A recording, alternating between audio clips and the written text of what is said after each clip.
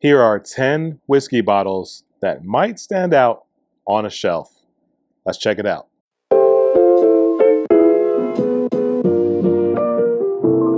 What's up, everybody? It's the Bourbon Guy, and welcome back to another whiskey video. Welcome back to my channel. Thank you so much for being here. Gonna jump right into it. A friend of mine gave me this idea of sexy bottles, bottles that, you know, for one reason or another stand out on a shelf. And I know normally we talk about, at least me, I talk about it all the time, to ignore that. The prettier the bottle, probably the worse the whiskey, but that's not always the case. We're gonna ignore all of that and look at those bottles and see which bottles actually stand out on the shelf. Whiskey may vary, but at least the bottle looks pretty. Let's check it out. All right, first up, honorable mention: Mythology American Whiskey and Redwood Empire Lost Monarch. Now these bottles are, to me, interesting or just cool in general because of the artwork. The labels that they have are just really cool, I think. My sister's an artist, so I can really appreciate good artwork on a whiskey bottle. And these two are some of the best that I've seen, at least in my own collection. So shout out to you, but didn't crack the top 10 yet. All right, number 10, Smoke Wagon Uncut Unfiltered. Now, I don't really have to say much about any of these whiskeys because we're just looking at the bottle, first of all. And second of all, because we're just looking at the bottle, you can look at this and see why I picked this out as a bottle that might stand out on a shelf. The fact that you have the all black, the gold, all that stuff, to me is just really cool in general. And it's Smoke Wagon, so MGP, so it's gonna be good whiskey. And for those not familiar, MGP is whiskey that's been sourced from Indiana that other people bottle, you know, that sort of thing. So anyway, back to the bottle. The bottle itself, I get why people think it's cool.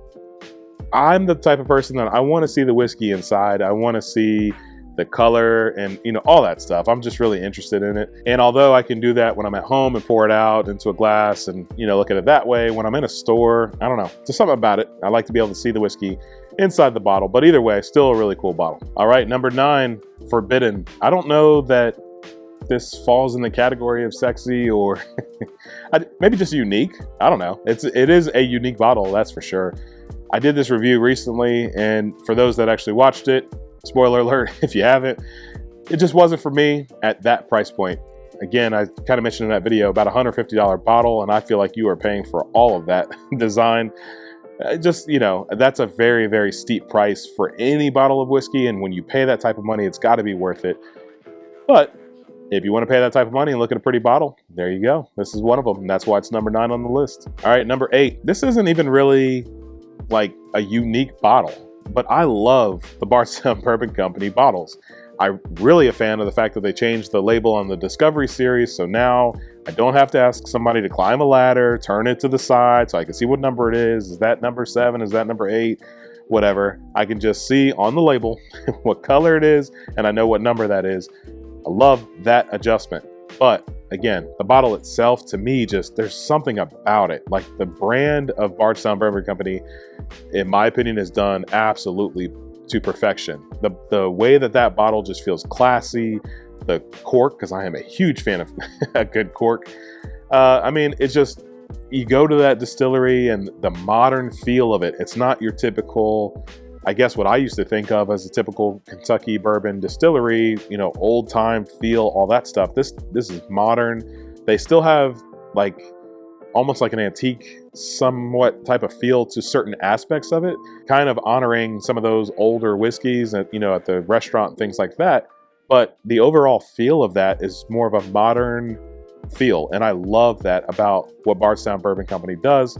And I love how that translates to their bottles. So not one that I think necessarily stands out on a shelf, but it's just a bottle in general that I just love. All right, number 7, this is Bushwood Single Barrel Bourbon. This is actually a 6-year age stated at that bottle. It is actually a Kentucky bourbon. It is sourced, but the bottle, to me, for obvious reasons, stands out because of the golf ball on the top, which does fit this brand and all that stuff. And it's just a bottle that I think is unique. And I think it's one that if you have a golf fan in your life, I think it's really cool.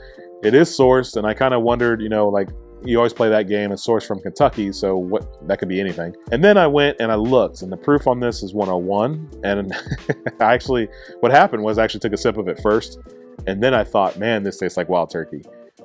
check the proof, it's 101. You know, I could piece it all together. So without really going to the internet to see, I'm sure somebody has this figured out by now, but I would assume it's Wild Turkey. That's what it tastes like to me. Either way though, the bottle itself is really unique. Again, if you're a golf fan, right down your alley. And if it is Wild Turkey, regardless if it is or not, good whiskey on the inside of it. All right, number 6, speaking of Wild Turkey, might as well go to the Masterkeep collection. I mean, it's just, the whole thing is unique. The fact that you have the whole box and open it up and it's got all this, the story on the inside, it's got all these things going on.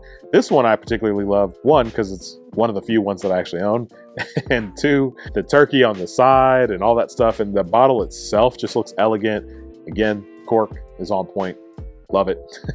So just a really cool bottle, really cool experience overall. Masterkeep rye that I had was absolutely fantastic. I got a chance to try this before I bought it. You know, it just doesn't surprise me. I know there's been some that people felt like were hit or miss, but for the most part, the whiskey on the inside of these are well worth the price points.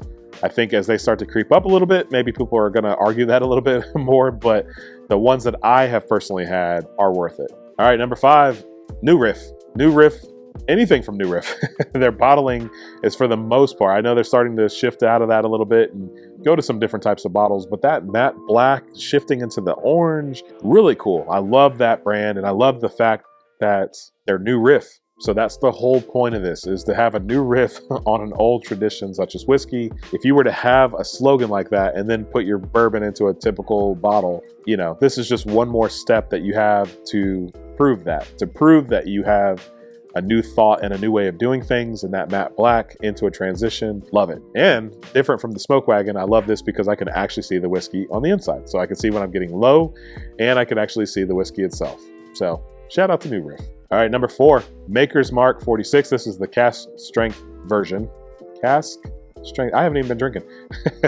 This bottle is one of my favorite bottles overall, and it's not necessarily one that's going to just stand out or pop on a shelf. I think the red wax in general for Makers is very iconic for them, and people are kind of familiar with that. But the fact that they went away from these bottles and went to the bottles that they went to, oh, I hate it. I hate it so much because I love these bottles. And I know that they have other products, you know, some of the private selects and all that stuff, maybe to kind of make more space for that. And some of the wood finishing series that they did, they also put in these bottles. So they shifted the 46 out of that and put it into the traditional bottle, but I am not a fan of that at all. You got me a screw top and all this other stuff. I don't know. I don't like it. I don't like it. I love this bottle right here. I love the look of it. And there was something about like Maker's Mark in general that when I went to 46, I felt, I've said this before in other videos, I felt like it was like an elevated experience. I felt like that bottle was classy. You got the 46 on the front. It doesn't look anything like a traditional Maker's. It doesn't taste anything like a traditional. I mean, it still somewhat does, but you know, at that point for me, it was like, man, I love Maker's Mark 46. Maker's, regular traditional Maker's, I kind of grew out of unless it's in a cocktail at that point in my bourbon journey. But this bottle, I love it, and I will always love it. And so I stocked up when I realized they had shifted the bottles. So I've got plenty of them. But, you know, I'm always willing to accept more for those willing to share. All right, number 3, this is a brand that the brand gets a lot of attention. I don't know that the bottles really get as much attention, but I think that these are awesome bottles. Frey Ranch, any of their products are just, you pick up a bottle of theirs and you know that you're holding a bottle of theirs. It just, for some reason, the glass and the cork and everything, all of it just feels so heavy compared to everything else. And for those not as familiar with Frey Ranch, it's a craft distillery that basically is true farm to glass. So they do everything. They grow their own grains, they do all the distilling, and they bottle it. I mean, they do everything literally from grain to glass.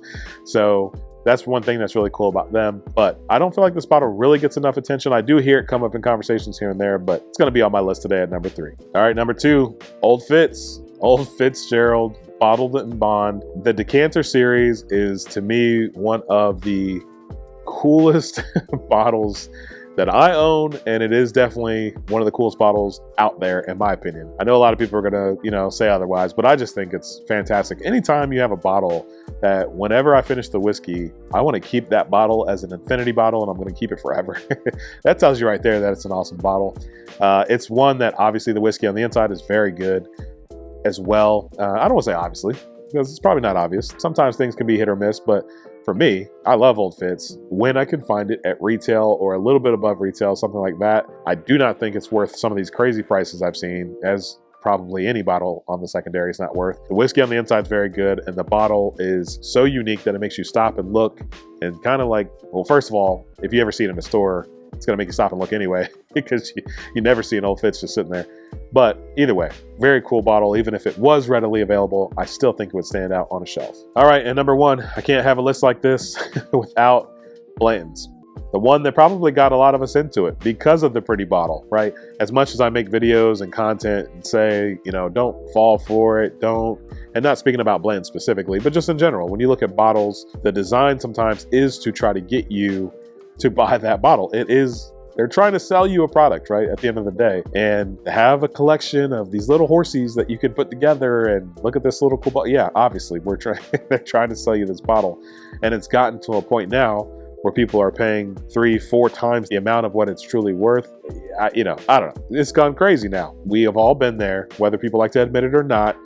You might have been one of those people that thought it was really cool, and I was one of those people that thought it was really cool. The first time I ever heard about Blanton's, I really didn't even know much about it, and I just happened to come across it. People were like, oh, you've got to get it. So I'm like, all right, cool. Yeah, I mean, it's a cool looking bottle. And then for me, because I was so used to drinking cheap whiskey at that time, I just let it sit, and it was one of those deals where it was like a fancy bottle just sitting there for me, waiting for that special occasion.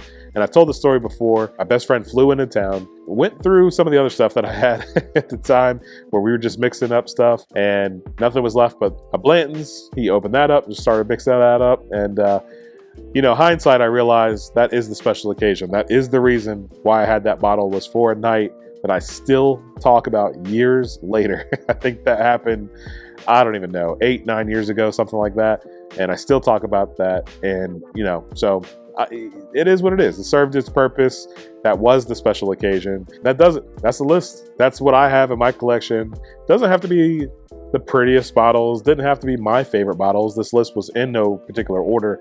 But as I looked at my collection, I kind of thought either of these bottles stand out to me specifically for a particular reason, or I think they stand out on the shelf for one reason or another as well. Shout out to my friend down there in Texas for the great idea. It was really, really fun. I like doing this one, and I will see you all in the next one.